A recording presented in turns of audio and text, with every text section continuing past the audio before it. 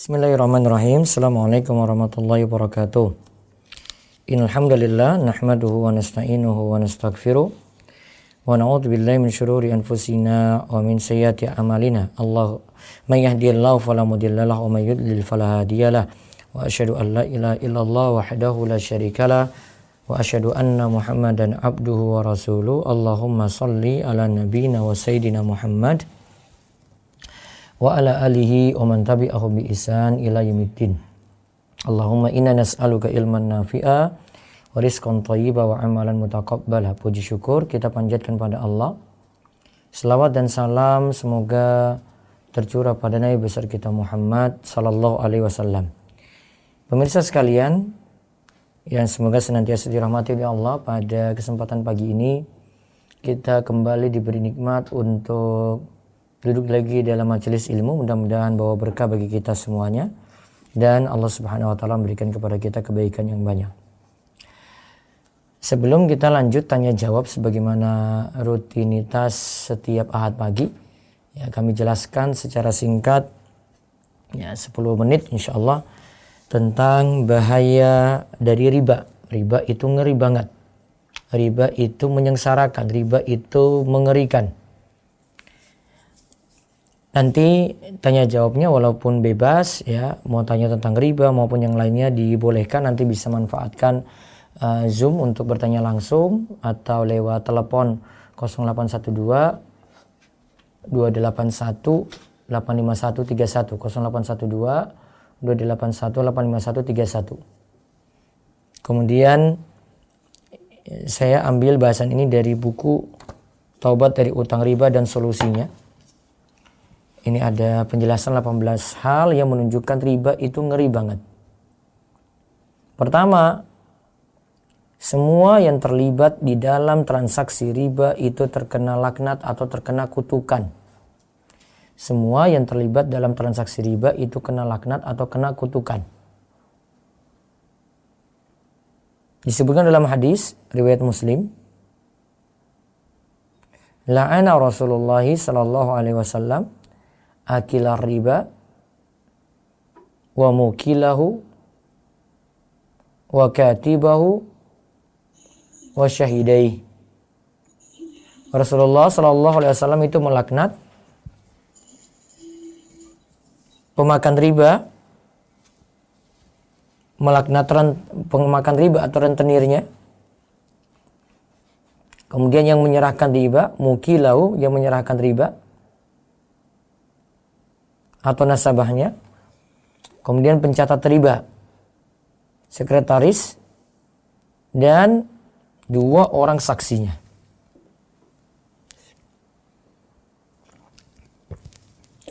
Empat orang ini, total 5 tambah 2 saksi tadi ada 2. Ya, 5 orang ini ya semuanya terkena laknat. Termasuk juga kalau ada yang menjadi calo di situ yang menghubungkan antara rentenir dengan yang berutang, ya. Antara rentenir dengan yang berutang atau debitur, maka si calo juga terkena laknat. Yang kedua, keadaan pemakan riba di neraka. Dari Samurah bin Jundub radhiyallahu anhu, Rasulullah sallallahu alaihi wasallam menuturkan perjalanannya dengan 2 penjaga neraka. Ketika itu beliau bermimpi. Disebutkan bahwasanya di antara siksaan di neraka ketika itu ditapakkan pada Nabi Shallallahu Alaihi Wasallam. Ingat ya, kalau mimpi Nabi itu ya mimpi wahyu, bukan seperti mimpi kita ya. Kami mendatangi sungai yang airnya itu merah seperti darah. Tiba-tiba ada seorang lelaki yang berenang di dalamnya. Dan di tepi sungai ada orang yang mengumpulkan sangat banyak batu. Lalu orang yang berenang itu, ya, di sungai ada orang yang mengumpulkan banyak batu, dia berenang di situ. Lalu orang yang berenang itu mendatangi orang yang telah mengumpulkan batu sembari membuka mulutnya.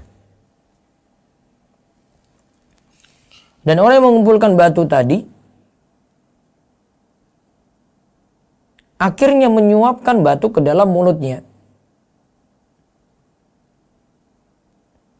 Orang yang berenang tersebut akhirnya pergi menjauh sambil berenang. Kemudian ia kembali lagi kepada orang yang mengumpulkan batu tadi. Setiap ia kembali, ia membuka mulutnya, lantas batu disuapkan ke dalam mulutnya. Aku berkata kepada keduanya, apa yang sedang dilakukan oleh mereka berdua? Mereka berdua berkata kepadaku, berangkatlah, berangkatlah, berangkatlah, intolik, intolik, berangkatlah. Maka kami pun berangkat. Fantolakna. Kemudian dalam lanjutan hadis, setelah itu ditanya tentang penduduk-penduduk neraka yang ada. Kemudian disebutkan oleh Nabi SAW, ya, malaikat itu jawab, wa amar rajul allazi ataita alaihi yasbahu fin nahri wa yulqamu al-hajara fa innahu akilu riba. Adapun orang yang datang dan berenang di sungai lalu disuapi batu, itulah pemakan riba. Dia bolak-balik datang, disuapi lagi, bolak-balik datang karena sifatnya di dunia, ya, karena sifatnya di dunia ingin ada tambahan terus, ada tambahan lagi, ada tambahan lagi, ada tambahan lagi, sehingga pantas siksanya seperti itu. Ada lagi yang ketiga, pada hari kiamat diancam dengan perut yang besar. Ya. Diancam dengan perut yang besar. Seperti rumah dan dipenuhi dengan ular-ular.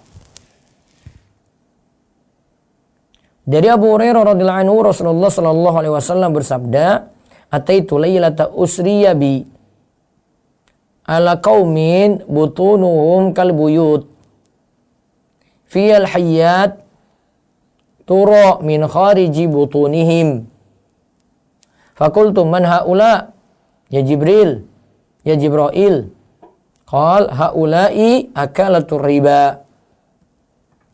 Pada malam Isra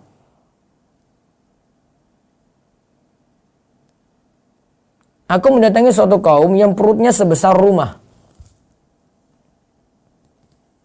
dan dipenuhi dengan ular-ular. Ular tersebut itu terlihat dari luar. Aku pun bertanya, siapakah mereka? Wahai Jibril. Kemudian dijawab, mereka adalah para pemakan riba. Jawab beliau, ya, pemakan riba ini disifati, ya, perutnya itu sebesar rumah, dipenuhi dengan ular-ular, dan ini terlihat dari luar. Nah, itu sifat bagi pemakan riba. Walaupun hadis ini sanadnya dhaif. Ya. Ada perawi yang majhul di sini.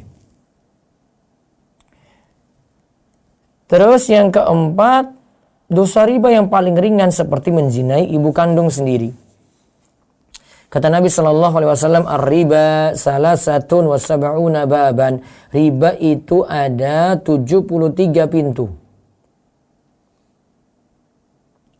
Salasatun wa sab'una baban. Riba itu ada 73 pintu.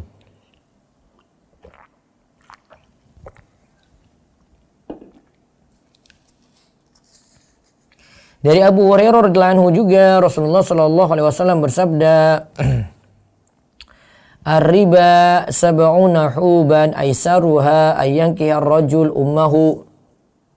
Riba itu ada 70 dosa. Yang paling ringan adalah seorang itu menzinai ibu kandungnya sendiri. Dalam riwayat Al-Hakim disebutkan ar-riba salasatun wa sab'una baban. Riba itu memiliki 73 pintu. Aisaruha mislu ayyankiha ar-rajul ummahu. Yang paling ringan itu semisal seorang itu menzinai ibu kandungnya sendiri. Wa inna arbar riba irdur rajulil muslim. Kata Nabi SAW, riba itu memiliki 73 pintu. Yang paling ringan adalah semisal dosa seorang yang menzinai ibu kandungnya sendiri. Yang paling berat adalah menjatuhkan kehormatan seorang muslim. Juga ada perkataan yang lainnya, yang kelima di sini, makan riba lebih parah daripada 33 kali berzina. Maka riba itu lebih parah daripada 33 kali berzina. Jeleknya riba ini disebutkan oleh seorang tabi'in yang bernama Ka'ab al-Ahbar, seorang mantan pendeta Yahudi yang paham kitab-kitab Yahudi. Bahkan dia bisa mengetahui secara umum manakah yang sahih dan batil dari kitab Yahudi tersebut. Ka'ab itu pernah menyatakan, la an azniya salasan wa salasina zaniyatan ahabbu ilayya min an akula dirhama riban. Ya'lamullahu anni akaltuhu hina akaltuhu riban. Aku berzina sebanyak 33 kali lebih aku suka daripada memakan 1 dirham riba yang Allah tahu bahwa aku makannya ketika aku makannya. Menunjukkan kalau riba itu benar-benar parah daripada zina tadi. Kemudian yang keenam, dosa riba itu tidak diampuni. Nabi SAW pernah menyampaikan dalam hadis Auf bin Malik, hati-hati dengan dosa yang tidak diampuni. Ini pengertiannya yang lebih tepat itu kata Syekh Sulaiman Ar-Ruhaili, tidak diampuni ini sekadar merupakan ungkapan untuk nakut-nakuti. Karena dosa yang statusnya dibawa kesyirikan itu masih tergantung kehendak Allah. Kalau Allah ampuni, ya ampuni. Namun dikhawatirkan memang pelakunya sulit dimaafkan oleh Allah. Namun bukan berarti kekal dalam neraka. Kecuali kalau dosa syirik. Apa itu al-gulul? Faman golla syai'an ata bihi yaumal qiyamati. Wa akilu riba faman akala riba bu'isa yaumal qiyamati majnunan yatakhabbatu. Kemudian dibacakan firman Allah, allazina ya'kuluna riba la yakumuna illa kama yakumul ladzi yatakhabbathu syaitanu minal mas. Hati-hati dengan dosa yang tidak diampuni, yaitu yang sulit diampuni. Pertama, ghulul atau khianat. Barang siapa yang berkhianat, maka ia akan didatangkan dengan sesuatu yang ia khianati pada hari kiamat. Dia berkhianat dengan harta, maka akan datang dengan harta tersebut pada hari kiamat sebagai bentuk hukuman padanya. Dia berkhianat dengan ternak, maka ternak ini akan didatangkan pada hari kiamat. Yang kedua, wa akilu riba, pemakan riba. Faman akala riba, siapa yang makan riba, maka akan dibangkitkan pada hari kiamat majnunan. Dia dalam keadaan gila. Yatakhabbatu, dalam keadaan gila seperti kesurupan. Maka dibacakanlah firman Allah Al-Baqarah 275, alladzina ya'kuluna riba la yakumuna illa kama yakumul ladzi yatakhabbatu syaitanu minal mas. Mereka yang makan riba tidak dapat berdiri melainkan seperti berdirinya orang yang kemasukan setan lantaran tekanan gila.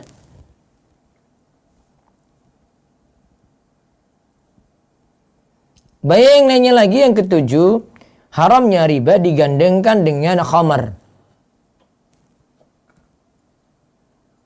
Ketika turun ayat-ayat terakhir surat Al-Baqarah, Nabi SAW lantas membacanya di hadapan para sahabat di masjid. Kemudian diharamkanlah jual beli khamar. Nah, Syekh Sulaiman Ar-Ruhaili mengatakan bahwa riba adalah bentuk makanan dan minuman yang paling jelek. Sedangkan khamar adalah biang kerok kemungkaran, umul khaba'is.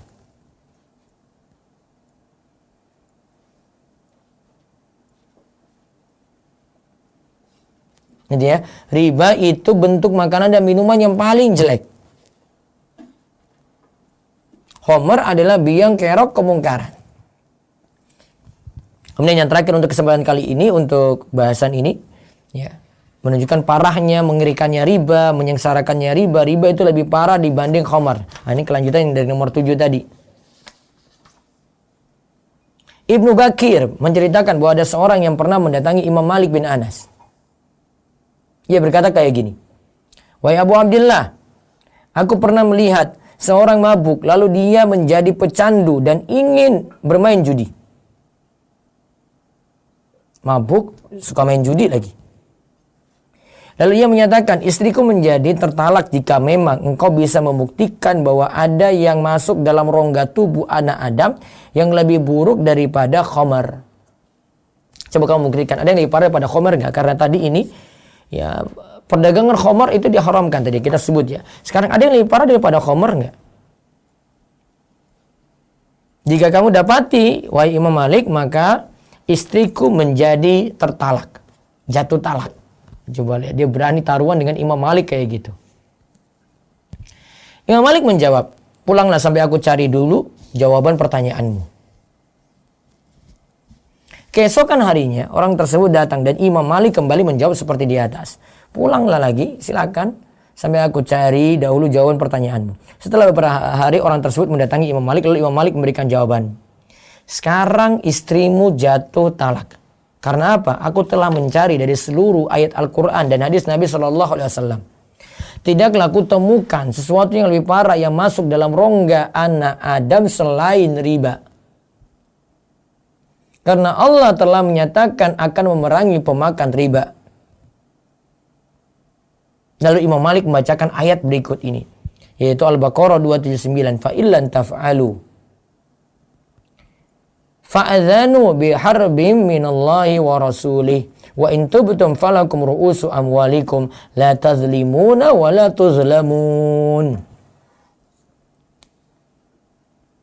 Maka jika kamu tidak meninggalkan sisa riba,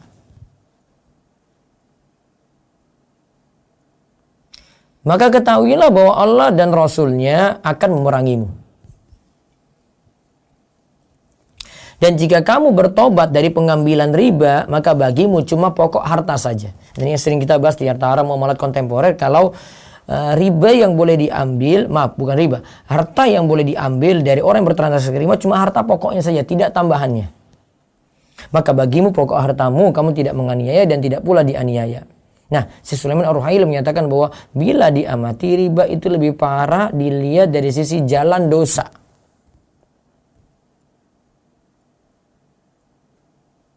Sedangkan khamar dilihat lebih parah dari sisi zatnya. Jadi itu perbandingan antara dosa khamar dengan dosa memakan riba. Sampai tadi Imam Malik saja membuktikan dengan ayat bahwasanya karena Allah telah menyatakan akan memerangi pemakan riba. Di dalam ayat tadi Al-Baqarah 279 disebut fa'adzanu biharbi minallahi wa rasuli. Maka ketahuilah bahwa Allah dan Rasulnya akan memerangimu. Menunjukkan bahwasanya diperangi. Wallahu a'lam bishawab, itu yang kita bahas. Ya, yang menunjukkan riba itu menyengsarakan, mengerikan, maka sudah seharusnya kita berlindung pada Allah, minta perlindungan pada Allah supaya dijauhkan dari riba. Baik, setelah itu silakan jika ada yang mau bertanya bisa di 0812 281 85131. Ada telepon langsung? Belum? Ya, Zoom dulu silakan.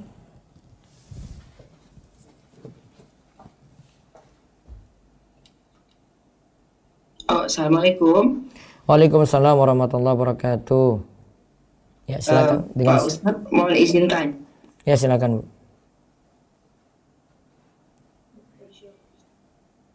Suraya Tanjung Anim. Ya, silakan. Assalamualaikum Ustaz. Waalaikumsalam warahmatullahi wabarakatuh. Dengan Bu siapa ini? Dengan Bu Suraya dari Tanjung Anim, Palembang, Ustaz. Ya, silakan Bu Suraya. Gini mau nanya, kita nabung di salah satu bank. Menabung ya. Ya. Tapi hadiahnya dapat di depan, Ustaz.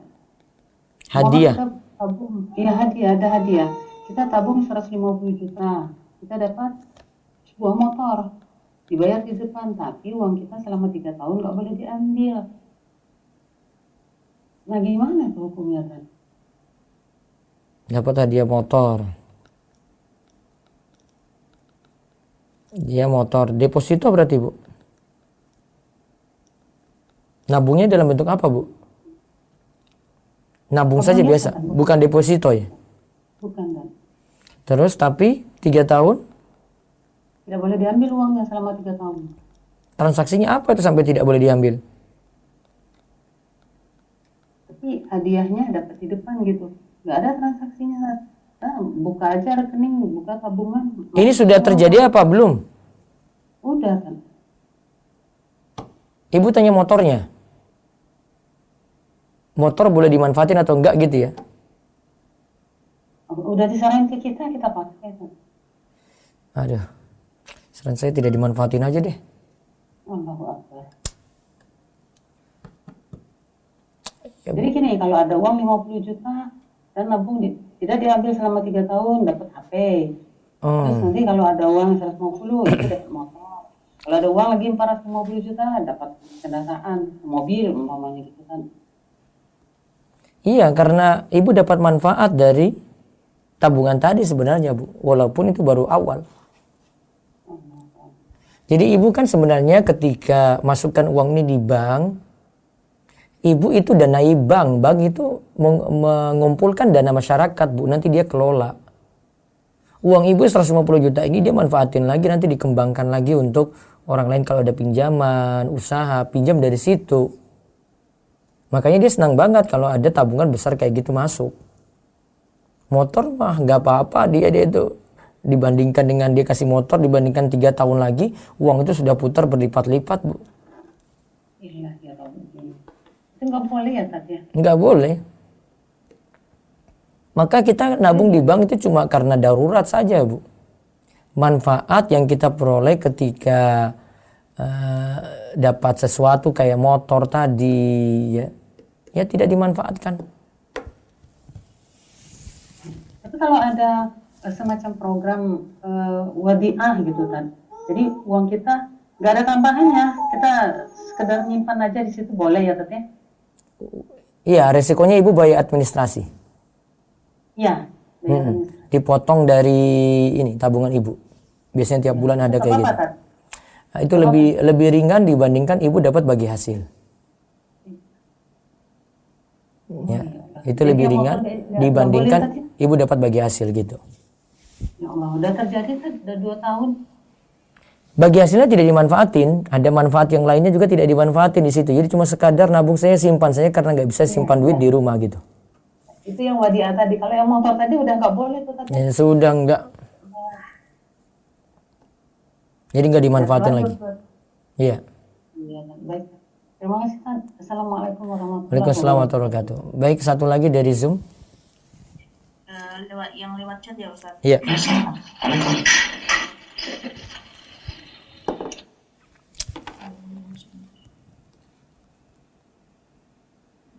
Bismillah, Assalamualaikum. Ustadz, apakah ikut berdoa sama Waalaikumsalam riba warahmatullahi juga kalau selama wabah COVID karena perusahaan sudah kesulitan membayar gaji pegawai, seorang pegawai disuruh atasannya untuk mengajukan pinjaman ke bank. Padahal sebelumnya itu bukan bagian pekerjaannya di situ. Apakah pegawai ini harus keluar dari perusahaan tersebut karena takut dosa riba dan gajinya juga jadi haram? Sementara cari kerja saat wabah sekarang sulit, juga ditambah usia yang sudah kepala 5. Mohon pencerahannya Ustadz. Syukur. Sebentar Bu, dia pegawai terus disuruh apa dengan bank tadi? Jadi dia disuruh atasannya untuk mengajukan pinjaman ke bank, padahal sebelumnya itu bukan bagian pekerjaannya di situ. Nah, akhirnya dia disuruh oleh atasan untuk pinjam uang di bank, gitu ya. Baik. Saya paham memang agak berat untuk resikonya dia. Dan memang di saat wabah kayak begini, ya mau berpikir cara lebih ringkas dari itu nggak ada gitu. Kemarin kita baca di sebelumnya kita baca di buku Harta Haram Muamalah Kontemporer ada fatwa dari Syekh Muhammad Shalih Al-Munajjid ketika ada yang berobat sudah kritis nih, dia tidak bisa selamat dari ini kecuali harus operasi, dan kalau operasi ini dia harus pinjam uang di bank. Maka Syekh katakan, iya silakan, itu karena darurat. Namun cuma sekadar itu saja, tidak boleh lebih daripada itu. Pinjamannya dia butuh 20 juta, ya. Dia berarti cuma pinjam itu, tidak boleh lebih daripada itu. Cuma sekadar darurat. Maka nanti masuk dalam kaidah ad-daruratu tubihul mahdzurat. Ya, keadaan darurat itu membolehkan sesuatu yang diharamkan. Tapi asalnya tidak boleh. Ini cuma karena sekadar darurat. Setelah itu dia berusaha minta tolong pada Allah supaya ini juga bisa dilunasi. Kalau memang itu bosnya dalam keadaan darurat seperti itu, ya silahkan. Anak buahnya yang disuruh berarti dia lakukan itu juga, berarti dia dalam keadaan darurat juga.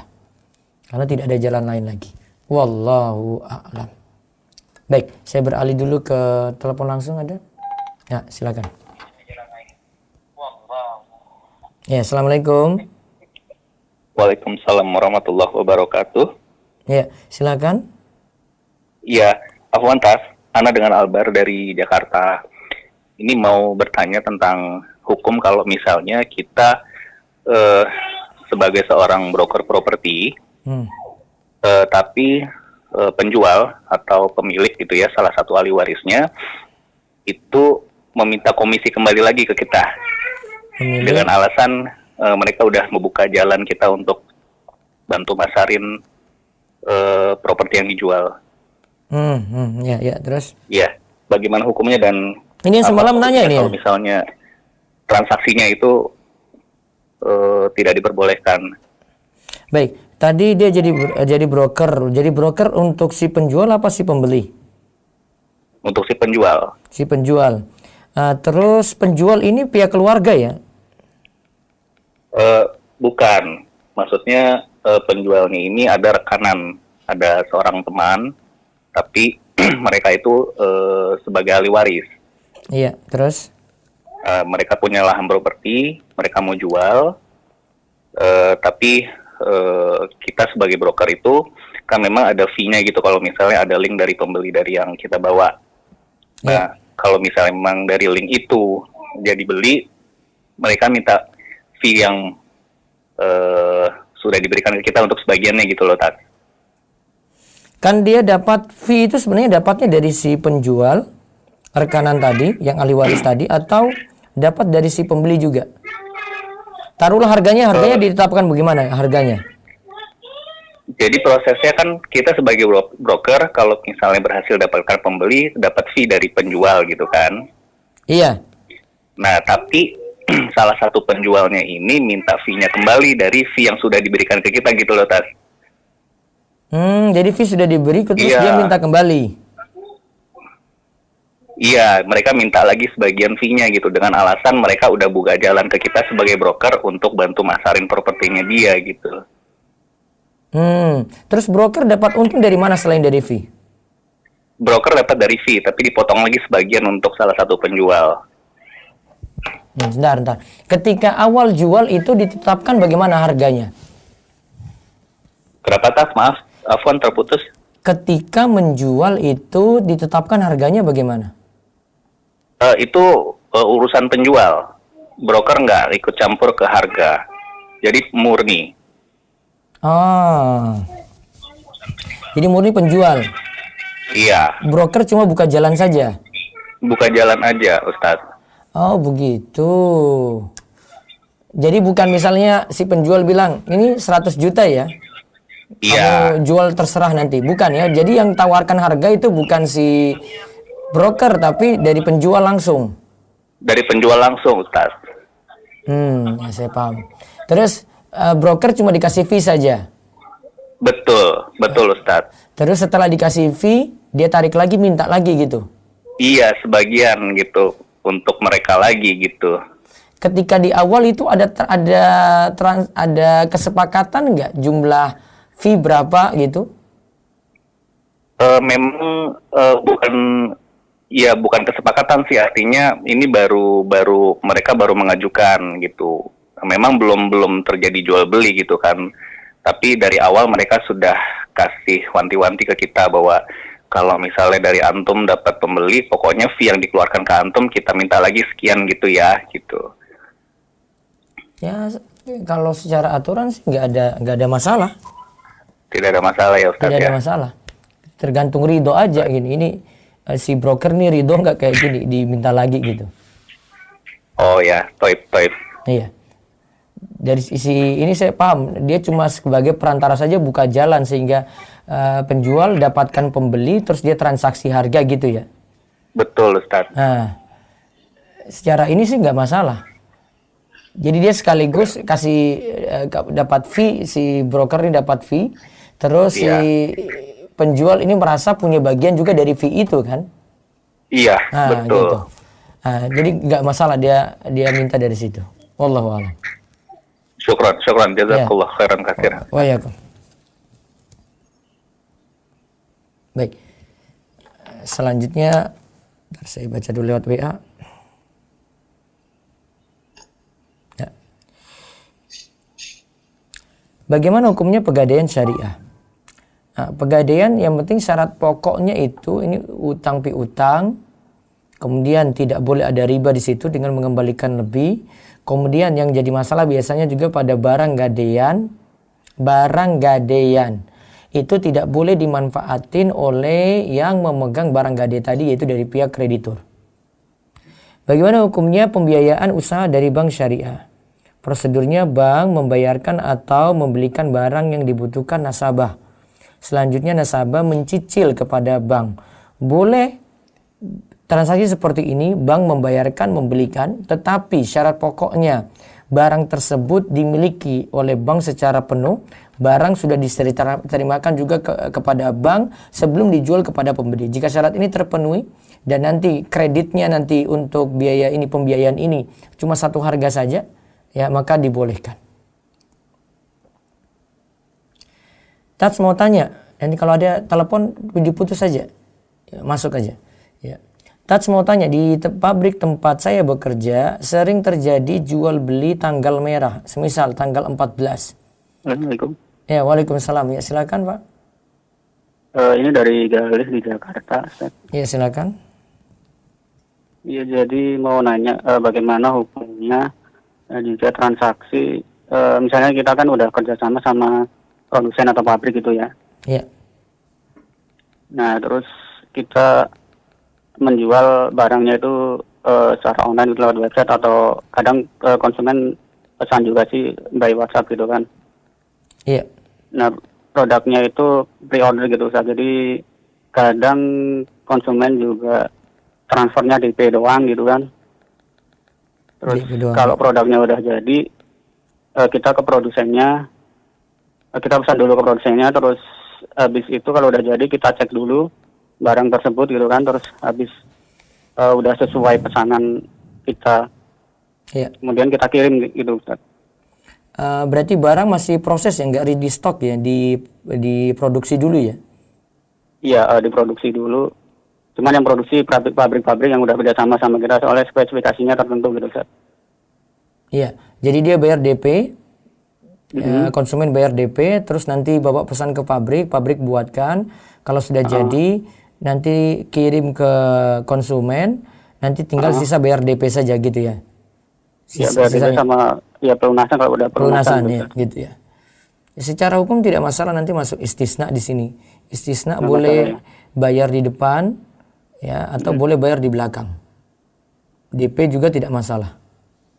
Karena barangnya masih dibuat gitu, tidak masalah seperti itu. Beda kalau barangnya ready stock. Kalau ready stock berarti yang pabrik yang kerjasama ini, bukan pabriknya, ya, yang kerjasama ini dia harus memiliki barang dulu. Kalau dia jual barang yang ready stock. Kalau jual barang yang masih proses nggak apa-apa, pesan dulu dengan DP di muka ada, atau nanti pelunasan semuanya baru dia bayar, nggak masalah dengan itu.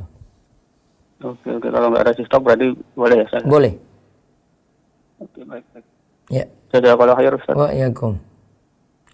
Di pabrik tempat saya bekerja sering terjadi jual beli tanggal merah, semisal tanggal 14. Tanggal merah kalau masuk satu shift jam 6 sampai 14. Digaji 100. Kan kita pingin nambah lagi gaji 300 dengan syarat teman yang masuk siang tidak masuk, biar kita bisa lembur lagi satu shift lagi jadi jam 6 sampai 22. Oh ya. Yang seharusnya siang pulang, ini lanjut lagi sampai malam. Kita bayar 50.000 ke teman agar tidak masuk siang. Oh, dan kita bisa lembur double untuk itu, boleh atau tidak? Jadi dapat penuh 2 kali gitu, jadi lembur jam 6 sampai 14, 6 sampai 22. Jadi dia bayar teman 50.000 untuk itu. Saya takut ini pengelabuan ya. Karena ini akal-akalan supaya dapat lebih. Dari sisi yang kerja ini juga dia terlalu memaksakan diri. Kemudian temannya ini dapat 50.000, ini secara aturan ini boleh atau tidak? Kalau ini melanggar aturan, akal-akalan ya, ini pengelabuan yang tidak boleh. Ya. Baik. Assalamualaikum Ustaz. Waalaikumsalam, silakan. Ini di mana nih? Di Surabaya. Zoom ya? Ya silakan. Oh, diberi kesempatan aja Ustaz. Ya sudah, ya nggak apa-apa, sudah terlanjur ngomong. Monggo. Silakan Bu. Monggo. Ustaz, halo. Ya silakan Bu. Saya nasabah dari Bank Syariah. Ya. Saat ini ditawari deposit bagi hasil. Dia bicara kalau bulan ini ada promo di mana ada kita kalau misalkan nabung 150 juta akan mendapat bagi hasil setara 5%. Itu termasuk riba atau gimana ya Ustaz? Banyak ini masukan yang bisa kita lihat ya kalau tak baca di buku, Ibu bisa baca di buku Harta Haram Muamalat Kontemporer Ustadz Irwandi, atau di buku tentang kritikan pada Bank Syariah itu punya Ustadz Muhammad Arifin Badri. Yang jelas yang pertama dikritisi, satu, usahanya real enggak? Uang Ibu masuk 150 juta. Apa langsung dipakai untuk usaha real gitu, usahanya berjalan, Ibu dapat terus gitu? Ya itu kadang kita yang nggak tahu ya Ustaz. Iya. Kan kita sudah masukkan di bank syariah juga yang terkenal gitu. Kita nggak tahu di dalamnya itu diolah bagaimana. Iya. Kalau kita langsung percaya aja gitu itu sudah hukumnya gimana ya Ustaz? Ya. Sebaiknya gimana ini sebagai nasabah? Kalau saya sih sarankan tidak manfaatin, Ibu cuma sekadar nabung saja di situ, tidak manfaatin bagi hasilnya. Gitu ya. Iya. Kalau enggak gitu seperti ya. tadi di awal ada Ibu yang nanya di Zoom juga, ya milih wadiah saja, nitip. Oh gitu. Wadiah Kita itu pikir tanpa sih, bagi hasil, ya, cuma nitip saja gitu, cuma admin saja pokoknya Ibu. ya. Iya. Itu ya Ustaz. Iya. Berarti walaupun bank syariah belum tentu ya kita 100% percaya gitu Ustaz. Tetap kalau ingin nabung ya saya sarankan tetap di situ, tetapi lebih memilih daripada konvensional ya. Tapi untuk urusan bagi hasilnya saya sarankan tidak dimanfaatin, lebih aman. Oh gitu, iya. Baik, terima kasih Ustaz. Iya. Iya, Assalamualaikum. Waalaikumsalam warahmatullahi wabarakatuh. Dari Zoom satu lagi silakan. Oktilia Mutia Anissa.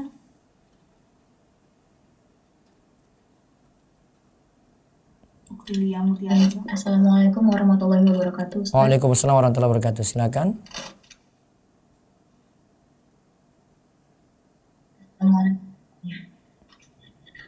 Ustadz, Ana mau bertanya. Orang tua Ana sering sekali belanja bulanan untuk kebutuhan rumah itu kan menggunakan kartu kredit, Ustadz. Nah, ya, Dan terus sudah pernah Ana sampaikan tentang hukum dan bahaya riba. Tapi orang tua Ana itu berdalih yang penting dibayar sebelum jatuh tempo seperti itu, Ustadz. Baik. Nah, jadi sejak saat itu Ana sama adik Ana tuh berinisiatif untuk mengganti uang secara diam-diam ke dompet ibu Ana dengan sejumlah barang yang kami perlukan dari belanja bulanan tadi. Apakah seperti itu diperbolehkan dan itu membuat kami terlepas dari riba, Ustaz? Kalau pernah ikuti saya kaji ini kartu kredit di buku Harta Haram Muamalat Kontemporer, masalahnya 3. Masalah pokoknya itu 3 pada kartu kredit. Intinya ada 3 transaksi. Saya jelaskan di ini ya. Jelas ya suara saya ya? Iya, Ustaz. Ya, kartu kredit itu 3 masalah. Pertama bunganya, bunga angsurannya.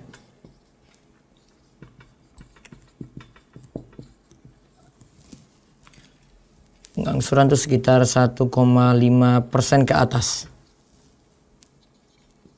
Yang kedua dendanya kalau telat.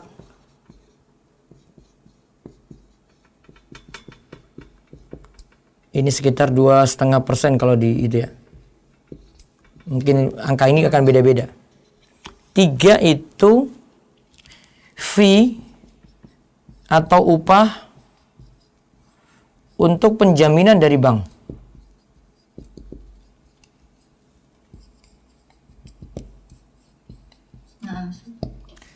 Jadi bank itu posisinya sebagai penjamin. Disebut kafil. Kafil ini pada bank ini.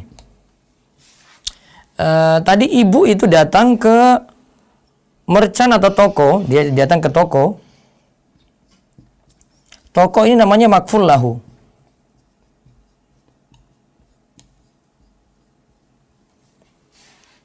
Yang punya barang yang dibeli dengan kartu kredit tadi. Posisi ibu itu sebagai makful anhu. Makful anhu itu berarti yang beli dengan kartu kredit ya, nasabah. Atau yang berutang lah. Yang berutang.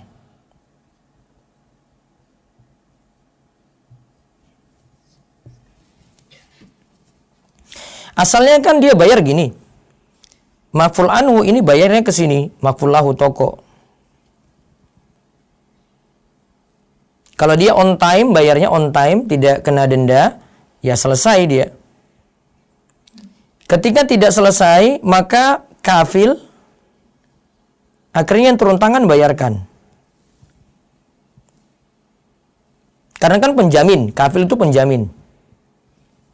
Ini makful anhu tidak mampu bayar, maka kafil bayarkan. Maka ketika kafil bayarkan, kafil ini pihak bank jadi debitur.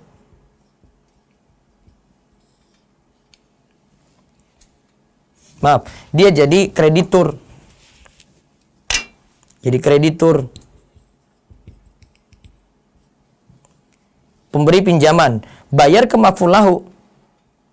Akhirnya makful anhu bayarnya kepada bank. Aturannya dalam masalah riba itu adalah setiap utang piutang peminjaman itu yang dalamnya ada keuntungan bagi kreditur, maka riba. Kafil atau bank ini ambil fee dari ini, dari masalah penjaminan ini. Sepakat ulama nggak boleh. Ya, walaupun tadi ini denda lunas dia nggak dapat ya, ini denda dia nggak dapat. Taruhlah bunga angsuran kita anggap aja 0 nih. Tapi ada fee untuk bank. 2 lolos, 1 kena. Ya, 2 lolos, 1 kena. Dan biasanya kartu kredit itu, nanti tanya sama ibu lagi sendiri. Kartu kredit itu biasanya bayar minimal payment.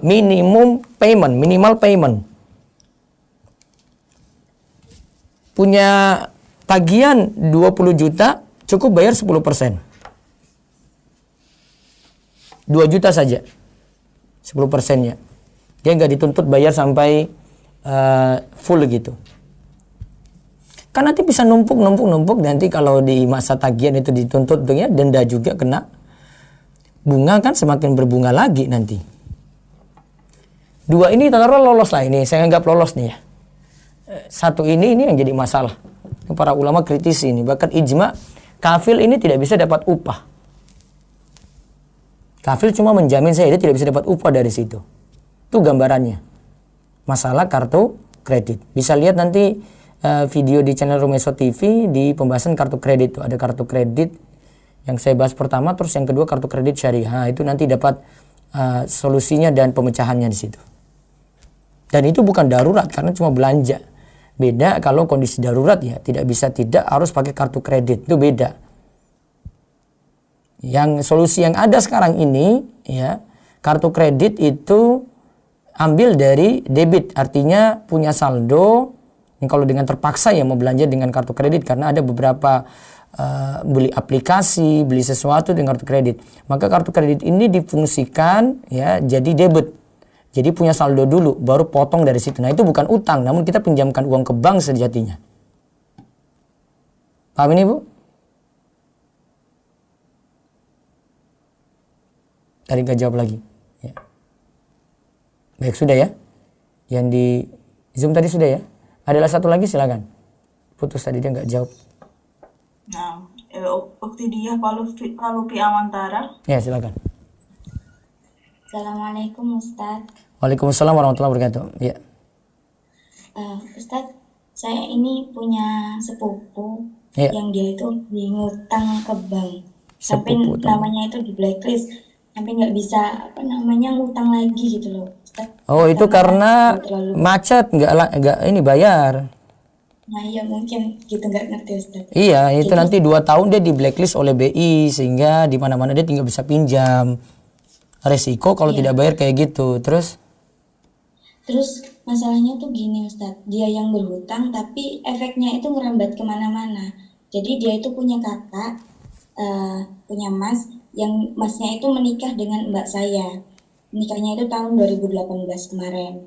Jadi mbak saya ini janda anak satu dan masnya ini kemarin usianya 40 tahun lebih sudah.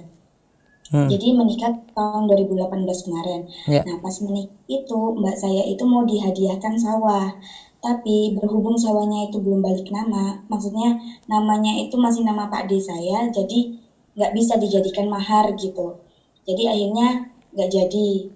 Jadi pas waktu sudah menikah, niat hati mau digantikan dibalik nama dulu, tapi ternyata si adiknya ini yang hobi ngutang ini udah terlanjur istilahnya membujuk Pak D saya untuk menjual sawah. Akhirnya sawah ini terjual dan uangnya itu paling banyak yang menggunakannya itu adalah adik dari suaminya mbak saya ini.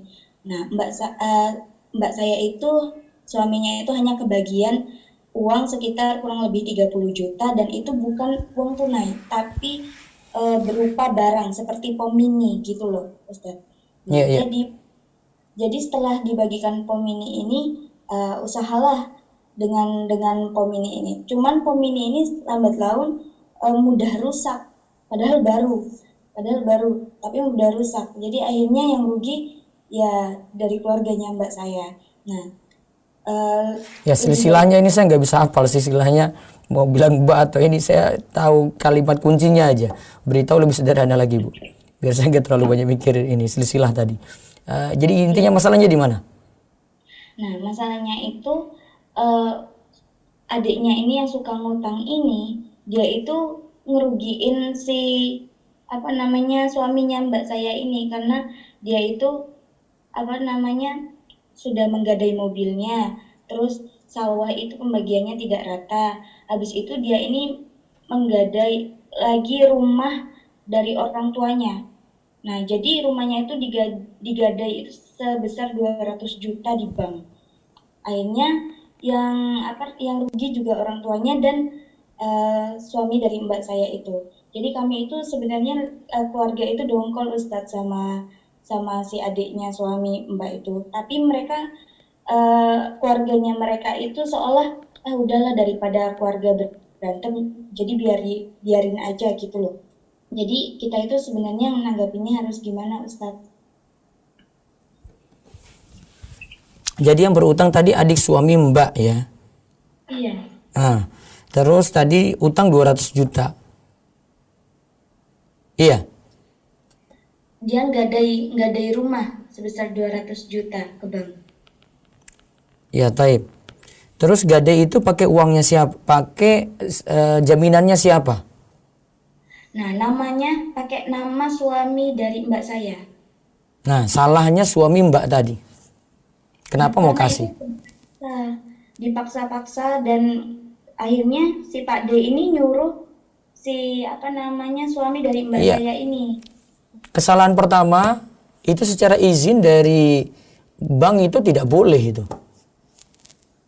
Yang berutang ya pakai jaminan dia gitu. Dia tidak bisa pakai jaminan yang lain.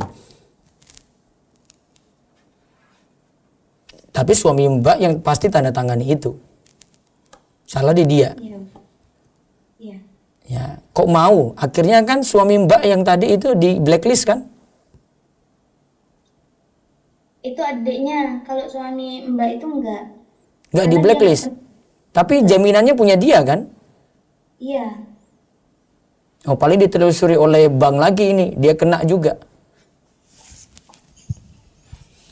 Jadi kalau mau pinjam uang, pinjam kayak begitu, ya nggak boleh sertifikat orang itu dipakai, itu nggak boleh, itu rugi banget.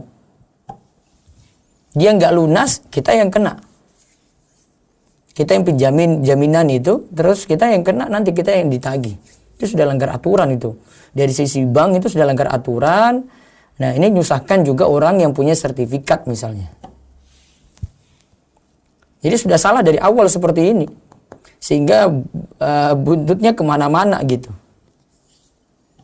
Saran saya sikapnya sih, ya, suruh dia tanggung jawab yang berutang tadi.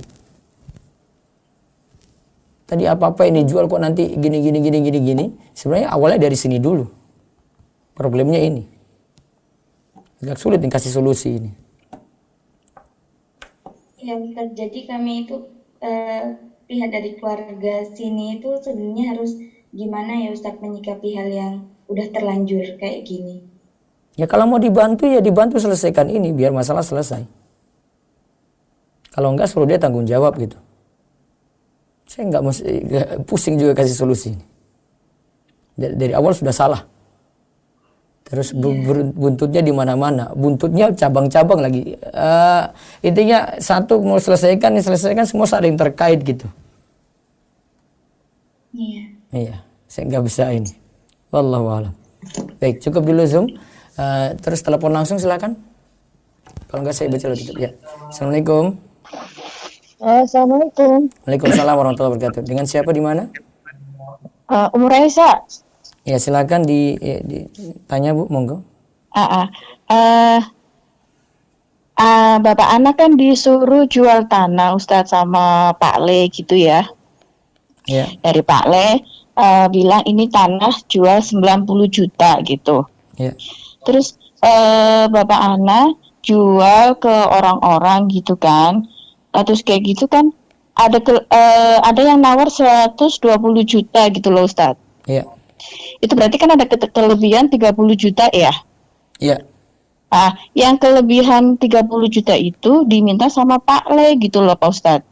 Itu hukumnya gimana ya Pak Ustadz? 90 juta itu upahnya dari mana diambil? Awal transaksi tadi upah itu ingin sepakat dari mana? Enggak, Pak Le-nya bilang pokoknya ini 90 juta pokoknya dari saya, terserah nanti mau dijual berapa begitu Pak Ustadz. Harusnya 30 juta untuk Bapak. Oh gitu ya, tapi sampai sekarang itu masih ngotot-ngototan gitu, minta gitu, maksudnya terus bapak anak kan udah ngalah nih, ya udah dikasih 10 juta deh katanya begitu. Terus kan tinggal 20 juta itu buat saya, tapi masih selama ini masih diminta terus yang kelebihan yang 20 juta lagi itu, Ustaz. Ya sesuai kesepakatan, makanya mungkin kurang penguatan perjanjian awal saja itu. Harusnya lebih ditegaskan ketika awal. Baik saya jual 90 ya betul ya. Saya nanti kasih kamu 90 lebih untuk saya pokoknya. Harusnya ditegaskan kayak gitu sejak awal. Kecuali begini 90 juta disuruh jual itu pokoknya nanti fee-nya nanti saya yang kasih.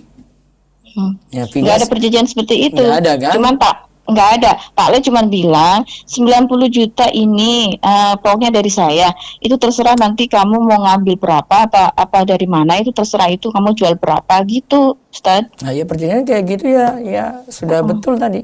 Berarti lebihnya untuk 30 juta untuk Bapak.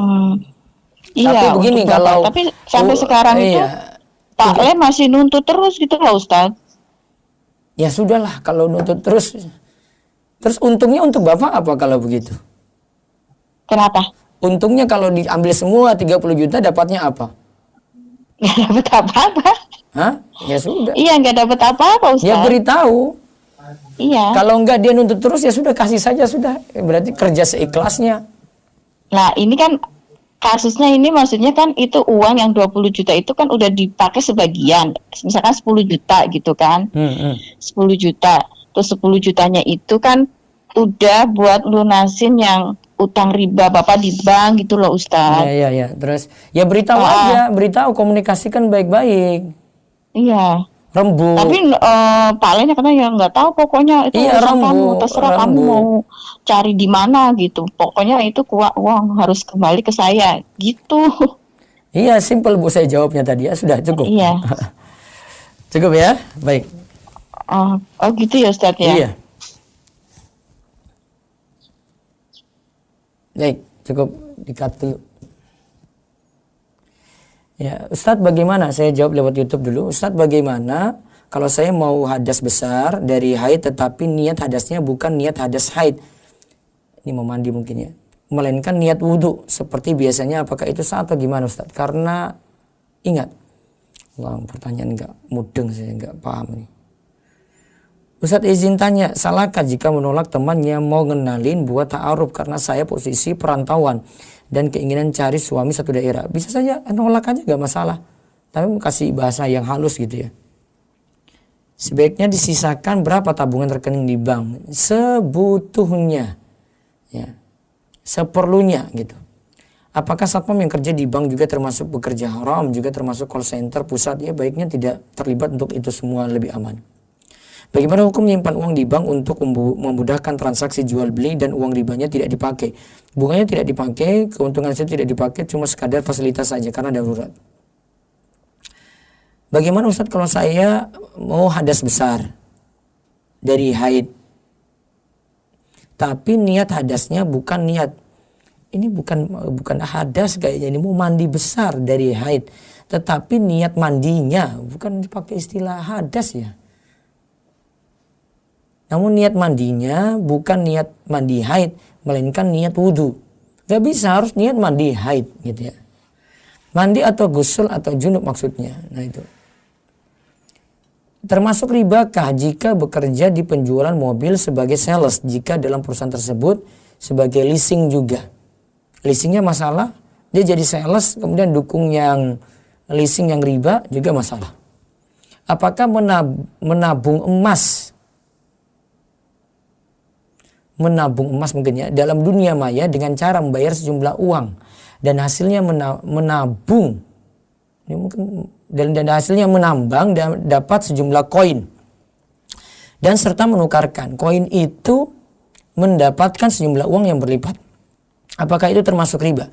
Jadi tolong, ini jual beli berarti dia beli emas ya. Emas ini punya wujud nggak? Saya sering tanya itu, ada yang nabung emas atau dia beli emas online.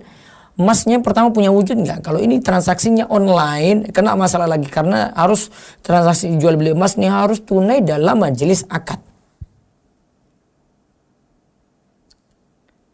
Ada telepon? Angkat saja kalau ada telepon. Ya. Halo, Assalamualaikum. Waalaikumsalam warahmatullahi wabarakatuh. Silakan. Ya. Halo, silakan. Ya, Assalamualaikum. Waalaikumsalam warahmatullahi wabarakatuh. Silakan. Ustadz, saya Ella dari Garut. Ya, silakan. Mau menanyakan, kebetulan suami saya. Ya.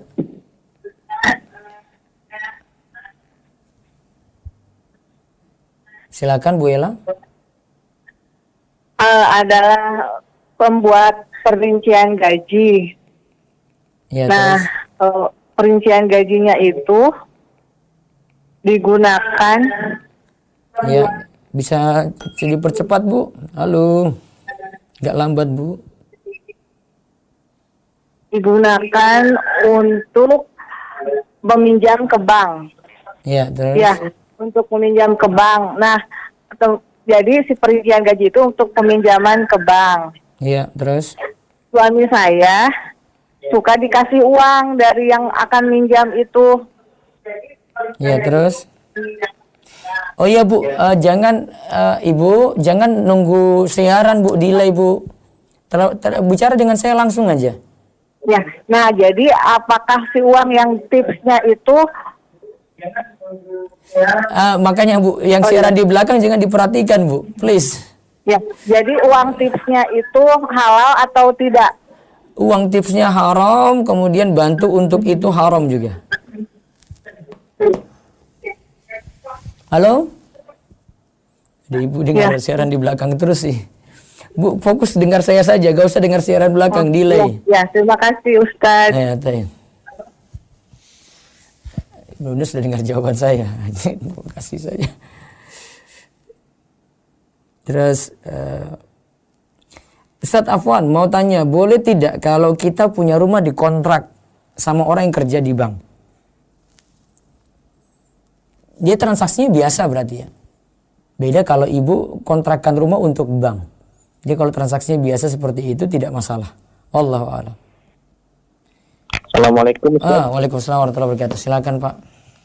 Oke, Afwan, Ana tanya ini Ustaz. Iya. Saya kan dapat ini hadiah dari kakak saya sepatu, tapi sepatunya itu sepatu KW gitu Ustaz. Tuh hukumnya bagaimana kalau saya pakai itu Ustaz? Sepatu KW-nya ini dari sisi mereknya sama dengan sepatu ori gitu? Ya, merek ini lah, nggak usah disebut lah namanya. Iya, maksudnya sama seperti sepatu ori, modelnya sama juga. Ya, kurang lebih mirip lah Ustaz. Kurang lebih mirip, tapi sisi brandnya ada situ ya, namanya situ ya. Ya, nama brandnya tertulis di situ. Tapi itu KW. Ya, Ustaz. Sisi yang pertama jual salah, yang beli juga kalau tahu itu salah. Namun karena ini sudah terlanjur dibeli ya, dari sisi pakai beda lagi ya. Masalah jual belinya nanti yang si penjual itu yang kena masalah, karena bisa jadi mungkin tertipu. Jadi ya sudah terpaksa pakai. Jadi untuknya saya pakai itu gimana? Karena ini pemberian gitu Ustaz. Iya, enggak masalah. Oh, no. Jazakallah khairan Ustaz. Waalaikumsalam. Ustaz, apakah ibadah dan doa seorang tertolak atau sulit dikabulkan ketika masih punya angsuran riba yang lakukan akadnya sebelum kita belajar sunnah, terlebih tentang riba? Nah, berdoa pada Allah untuk bisa segera lunas, biar ya bisa jadi karena sebab ini ya doa-doa kita sulit terkabul, urusan nggak lancar, macam-macam gitu ya. Maka berdoa pada Allah supaya segera lunas. Ya, Assalamualaikum, ada yang nanya? Waalaikumsalam. Ya, silakan Bu. Saya Ria dari Bondowoso. Ya, silakan. Mau tanya Ustadz, jadi kakak saya ini dulunya pekerja, nah terus alhamdulillah dulunya cukup sukses gitu. Sampai pada akhirnya dia ini mengkredit 2 rumah. Nah, qadarullah tahun lalu beliau ini dipecat atau PHK kayak gitu. Sampai pada akhirnya tahun ini beliau ini nggak sanggup untuk membayar 2 rumah kredit tadi. rumah tersebut, 2 kredit rumah tersebut. Ya, terus Semisal setelah itu kakak saya ini tahu akhirnya hukum riba itu seperti apa. Pada akhirnya beliau ini ingin meng-over kredit rumah tersebut. Itu hukumnya gimana ya Ustaz? over kredit berarti nanti pindahkan bayar riba juga dong. Iya Ustadz, itu gimana ya Ustadz? Iya. Kalau saya diterima kayak gitu saya nggak mau. Dia jual ke saya gitu rumah tadi, saya nggak mau karena cuma pindah riba saja ke saya. Ngapain? Terus untuk kira-kira solusi untuk menutupi solusinya riba ya ini jual rumah karena... tadi. Jual rumah tanpa kredit tunai, atau mungkin ada yang mau nyicil namun tidak pakai riba. Ya, terus nanti dia dari hasil jualan ini dia bayar rumah tadi. Atau mudah-mudahan punya aset yang lain lagi. Sudah terjual semua Ustadz, jadi pernah punya mobil terjual untuk menutupi kredit-kredit ini, seperti itu. Iya. Punya aset-aset lain terjual untuk menutupi kredit ini. Pada akhirnya sekarang benar-benar sudah bingung untuk menutupi lagi, akhirnya ingin di-over kredit gitu Ustadz. Saran saya jual tunai saja biar tidak kena ini lagi ke orang lain. Gitu. Itu lebih aman. Oke, siap-siap. Ya. Jazakallah Ustaz. Waalaikumsalam. Ustaz, bagaimana hukum memberi uang ke pengamen sehari sampai beberapa kali? Kalau pengamen lagi nyanyi-nyanyi baiknya tidak kasih. Ya, lebih baik kalau mau kasih sekali tapi suruh dia berhenti, nggak nyanyi-nyanyi lagi, lebih aman. Mungkin bantu dia langsung tapi ganti supaya dia ganti profesi, nggak jadi penyanyi lagi. Ya, Assalamualaikum. Waalaikumsalam. Ya, dengan siapa di mana ini? Dari Semarang, Ustadz. Ya, silakan Bu. Bagaimana hukumnya menggunakan e-money tapi tidak mengambil diskonnya? Jadi hanya untuk memudahkan pembayaran, seperti untuk membeli makanan, GoFood seperti itu, atau e-money-nya ini dalam bentuk bayar listrik. E-money ini dalam bentuk GoPay gitu maksudnya? Dari GoPay, iya. Kalau dari GoPay berarti Ibu punya saldo di situ. Iya. Iya, baiknya tidak manfaatkan masa promo. Bayar biasa saja boleh. Namun kalau ada masa promo nggak boleh. Atau ada diskon nggak boleh. Baik, jazakallah khair Ustaz. Waalaikumsalam. Baik, lewat YouTube lagi sebentar. Apabila seorang jauh sebelum meninggal sudah membagi-bagikan harta miliknya dengan menghibahkan ke anak istri, keluarga lainnya gitu, berarti hibah. Terus apakah ini diperbolehkan ataukah hal tersebut sudah dibagikan sebagai hukum waris? Catatan hal ini dilakukan sebelum dia meninggal dunia. Waris itu setelah meninggal ya. Sebentar, saya coba sebutkan tulisan saya di Irmaiso.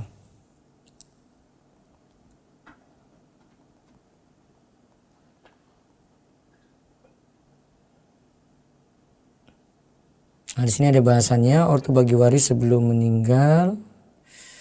Boleh orang tua membagikan hartanya semasa hidupnya kepada anaknya, statusnya hadiah. Kan tapi jika itu setelah kematian maka statusnya sebagai warisan. Berarti boleh. Namun kalau setelah meninggal masih ada harta waris, ya berarti itu jadi warisan. Baik, sekarang lewat Zoom, silakan Zoom. Nah, Iya. Saya bertanya lewat chat ya Ustaz. Iya, monggo. Assalamualaikum, saya ditawari Bank Syariah program deposito bagi hasil dengan mendapat 5% per bulan. Termasuk riba apa halal ya Ustaz? Deposito. Iya. Terus dapat 5% per? Deposito bagi hasil dengan mendapat 5% per bulan. Nggak dimanfaatkan 5%-nya. Ya, itu lebih aman. Baik, selanjutnya lagi ada lagi lewat Zoom. Bismillah, Ustadz mau tanya, orang tua saya dituduh ngutang di warung tante saya, dituduh ngutang sekitar 1 juta lebih, dan dia menunjukin bukti catatan bonnya lengkap dengan tanggalnya. Tapi kita merasa nggak pernah utang sampai sebanyak itu, dan dia tetap mempertahankan itu dan nggak mau kalah. Orang tua saya harus gimana ya Ustadz? Al-bayyinatu 'alal mudda'i wal yaminu 'ala man ankara. Kata Nabi SAW, yang menuduh berarti warung tadi ya, dia datangkan bukti.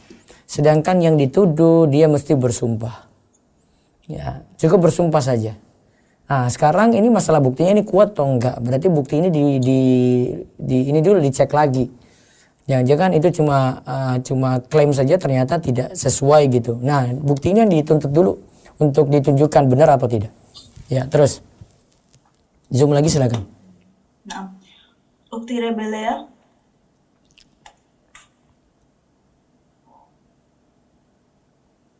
Assalamualaikum Ustaz. Waalaikumsalam warahmatullahi wabarakatuh. Silakan. Alhamdulillah ya bisa nyambung juga. Mungkin ini yang last session. Saya ini dulu bekerja sebagai pegawai negeri. Nah, di situ kan kita suka ditawarin dari bank tuh ya.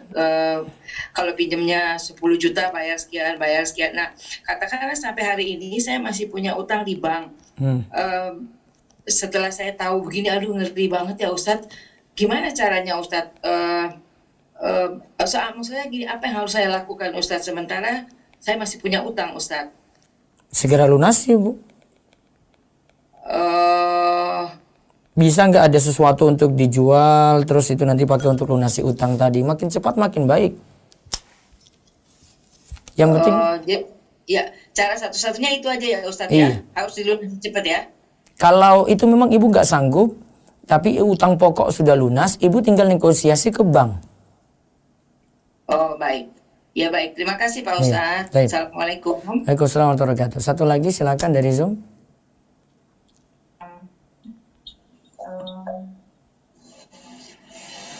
Ukti Ainun Aan.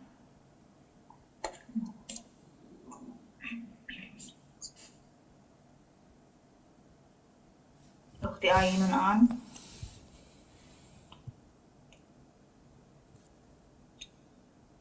Ukti. Iya, Assalamualaikum. Ya, silakan. Ustadz, Ana mau bertanya tentang warisan. Warisan ya. Kalau semisal ada seorang bapak bilang pembagian warisan antara anak perempuan dan anak lelaki disamaratakan, apakah itu boleh? Secara perkataannya dia kalau pakai syariat tidak sah. Secara hukum syariat tidak kayak gitu. Tapi kalau itu sudah terjadi dan anak-anak setujui, terus sudah dibagi harta tadi sesuai dengan wasiat bapaknya, ya sudah terima saja. Karena mau nyuntut nanti konflik. Namun kalau mau ikut syariat, dia tidak sesuai syariat. Paham ya? Sebentar. Halo? Nah, Ustadz, ada satu lagi. Iya. misalnya gini Ustaz, ada temen, misalnya mau ngutang nih Ustaz, misalnya 1 juta Ustaz. Nah terus si temen yang mengutang itu bilang, nanti kalau misalnya saya ingin berbisnis dengan uang 1 juta ini, nanti kalau ada keuntungan saya akan pergi dengan peminjamnya Ustaz. Jadi ketika dibayar uangnya, nanti uangnya ini juga insya Allah bakal dibagi. Nah itu apa boleh Ustaz kayak gitu? Maaf tadi putus-putus Bu. Coba diulang lagi. Pinjam uang 1 juta. Gini.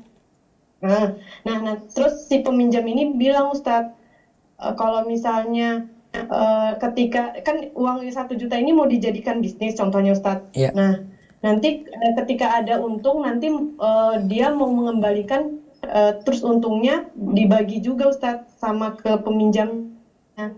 Apa itu boleh Ustaz kayak gitu? Jadi yang peminjam itu nanti akan berikan keuntungan kepada si pemberi pinjaman. Dia janjikan seperti itu. Iya Ustaz, apa itu boleh Ustaz? Sekarang pertanyaannya, kalau dia rugi, dia mau sampaikan nggak sama yang kasih modal tadi? Ya taruhlah saya anggap ini modal lah, modal 1 juta. Halo? Iya. Iya, itu juga yang Anda bingungin Ustaz. Kalau dia tidak mau rugi, yang beri pinjaman nggak mau rugi, mau balik saja uangnya utuh, berarti sejatinya itu pinjamkan. Nggak boleh ambil untung. Gitu, jadi ada kesepakatan kayak tadi, kalau untung bagi barang, rugi ya sudah, nanggung barang resiko. Gitu ya? Ya, gitu, cukup. Ustaz. Baik, selanjutnya saya ada telepon langsung, silakan. Ya. Kalau dia tidak mau rugi, Assalamualaikum. pinjaman nggak mau rugi, mau balik saja uangnya. Assalamualaikum. Berarti sejatinya Ya, bisa pelanin suara belakang dulu biar fokus ke telepon saya saja. Iya. Ya, silakan. Mau bertanya Pak? Ya. Bisa pelanin suara belakang dulu Pak, biar nggak terpengaruh delay nanti ini soalnya siarannya. Oh iya. Iya. Abdullah dari Sumatera Barat. Ya, silakan. Mau tanya, saya punya usaha jagungan. Iya.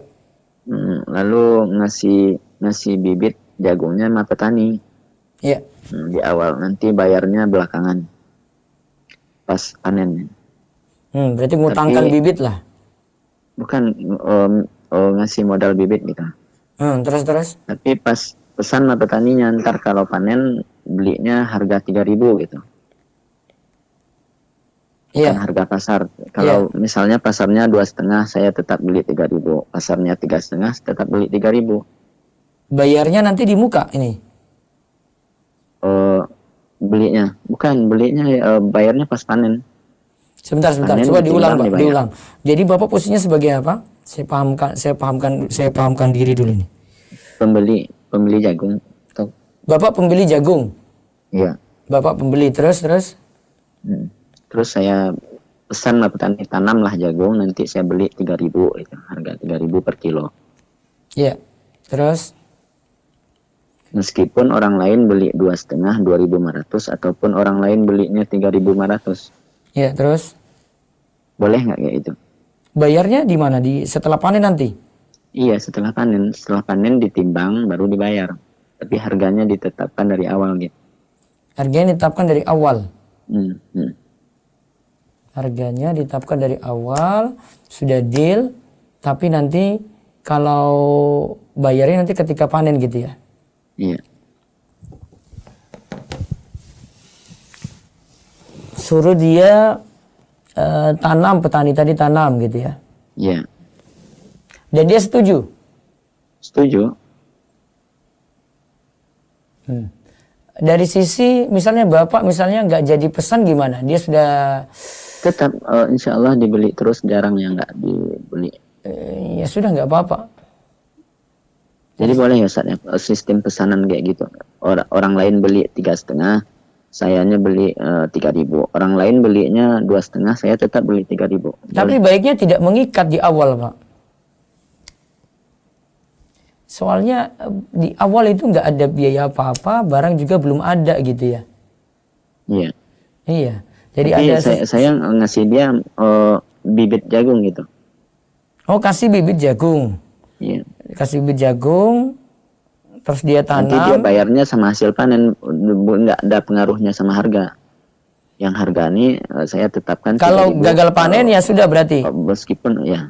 Kalau gagal panen ya sudah berarti nggak dapat hasil, sama-sama gitu, resiko. Iya, sama-sama nggak ada risiko dia kalau gagal panen. Iya, nggak masalah. Baik bibit tetap dibayarnya. Nggak masalah. Boleh, Pak. Halo? Cut dulu. Cut, Mas. Ya. Baik, terakhir lewat YouTube. Maaf, ini lewat ini aja. Facebook ini saya telanjur buka. Saya mau tanya mengenai hukum BPJS Ketenagakerjaan yang di mana ada gaji kita yang dipotong dan ada hasil pengembangannya. Kalau kita saat pencarian dananya, pencairan dananya, bagaimana kita membersihkan uangnya? Gaji yang dipotong berarti murni dari gaji, bukan dari perusahaan ya. Kalau ini dari gaji yang dipotong berarti manfaatkan sebatas gaji tersebut yang diambil. Sebatas saya tidak lebih dari itu. Kecuali kalau miskin. Kalau miskin baru manfaatkan lebih, nggak masalah. Namun kalau dia memang orang yang susah, ya dia itu orang yang susah, maka kalau dia itu orang yang susah, dia bisa memanfaatkan semua. Kalau dia itu cuma pekerja dan mampu, maka cuma memanfaatkan sebatas yang disetor saja. Baik, terakhir lewat telepon silakan. Halo. Ya. Assalamualaikum. Waalaikumsalam warahmatullahi wabarakatuh. Belum, sudah siap belum kan? Iya, silakan Bu. Ya, silakan Bu, silakan. Saya Nur Asia dari Malaysia. Saya bertanya, Iya. bagaimana caranya kita menabung tanpa menghilangkan bunganya, Ustaz? Setelah bunganya ada, dihilangkan aja gitu Bu, diambil terus disalurkan untuk fasilitas sosial. Enggak, gini, saya nggak punya buku tabungan, tapi suami ada. Kan di tabungan itu semua duit saya. Iya. Setelah saya hijrah mengenal sunnah, saya baru tahu kalau buku tabungan itu ada dapat bunga. Jadi saya nggak mau buang ini tabungan, memastikan buka tabungan baru dengan meminta kepada bank itu untuk menghilangkan bunganya. Itu caranya gimana ya? Tinggal diperkirakan saja Bu. Kita perkirakan bunga, kan ada di buku, kalau print buku rekening itu kan ada bunga-bunganya itu aja yang dihilangkan. Setiap bank boleh minta maksudnya bukan bank syariah, bank BRI jadi atau BNI. Ibu buka. Kalau kita ngomong gitu hilangkan ini apa dikasih? Oh, bisa. Ada aturan kayak gitu Bu. Jadi minta untuk bunganya dihapus kan. Gak usah masukin ke tabungan saya gitu ya. Bisa Bu. Okay. Ada seperti itu. Ya Ustaz.